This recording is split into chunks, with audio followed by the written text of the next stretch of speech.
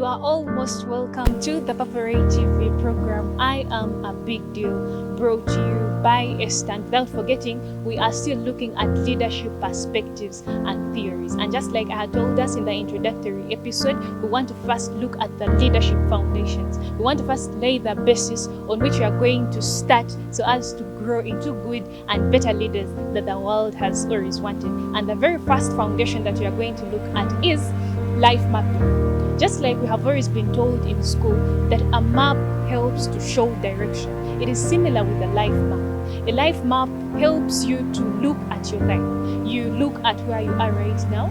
You also try to study where you have been in the past, and you also try to figure out where you are going and how you are going to get there. So basically, life mapping is all about looking at the trend of your life so as to find the meaning and the purpose that you find in it.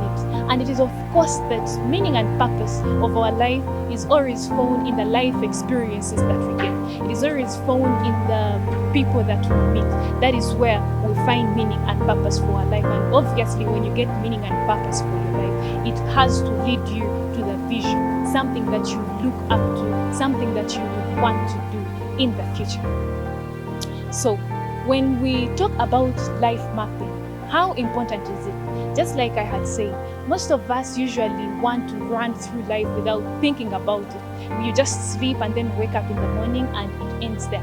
But as a leader, we have to take trend of our life. We have to study our life. We have to know the purpose for our lives, because if you don't know your purpose, then that means you're not going to fulfill it. Sometimes you find someone in leadership and you ask them, why are you even a leader? And they do not have a question. Maybe they have not yet tried to observe their lives and get to know that this is what I am supposed to do. If I am a leader at a family basis, where do I want to see my family? If I am a leader in the community, how do I want my community to be? Country level, how should my country be? Those are the questions that for which you find answers once you study your life and you find the purpose for your life. And that is what we are going to be looking at today. So you may wonder, for a map, these usual maps, you just have to sketch and then you come up with a map. But that is not how a life map is drawn, by the way. For a life map, we have two things that guide us. And we have two things that guide us to draw a life map. First of all, we base on the people that we meet and the experiences that we get. But to draw a life map, we have what we call the high points and the low points in life. So the high points are those very things that have happened in your life and they made you feel so fulfilled, like you felt so complete. It is not maybe about eating good food. No, a high point is something much more than that. Maybe it is the time when you graduated from school and then you got your first job, and then maybe where you are working at your working place, there is an experience that you had and it totally changed your life, either for the better or for the worse. So that is a high point for you that you're going to base on to draw a life map. And then we also have what we call the low points. And the low points are these things that have happened in your life and they have drained you. You feel like you can no longer go on. Those are the two things that you base on to draw the life map.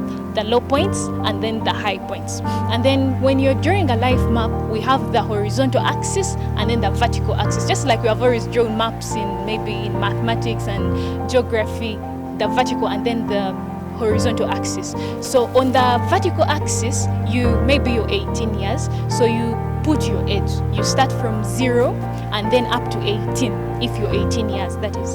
And then on the horizontal axis, we are going to start from -10. Maybe you can choose to use a scale of maybe 2 boxes to represent 5 or what, and then maybe you start from -10 up to +10. So we are going to use a scale of -10 to +10, taking it that -10 was the worst, it was the lowest point, and then +10 is the highest point of your life. So that is how you draw the life map. Then you look at your life and you try to sketch to come up with a life map. It is very important for us to know the trend of our life, how our life has been going, if we want to become better leaders. Because sometimes you find that life has brought certain circumstances in your life, but in different ways. But when you observe, they are actually trying to teach you the same thing. or there are totally different people that have come into your life, and they always drive you to the same point. Either they all want, whenever you talk to them, they tell you the same thing, but these are people that have actually never met. So that means there is something that life is trying to teach you through these people, through these experiences over and over again. So if you sit and then try to sketch your life map, through these experiences and the people that you have met, you are able to find the meaning of your life. You are able to find vision for your life. And just like it has always been said, without vision, people perish. If you're a leader, your people look up to you. It is you who is their side. So if you're lost, it means they also won't get anywhere. So that is why life mapping is very important. It helps you to find vision for your life, which is very essential for a leader to have. We are going to stop from here for today, and in the next episode I want us to look at self-awareness, because if you're able to take a trend of your life, that means you're becoming aware of yourself, you're getting to know yourself better. So that is why I say life mapping lays the foundation for the other episodes that we are going to be looking at. Thank you so much for watching. Stay tuned for the next episode. Till next time, bye.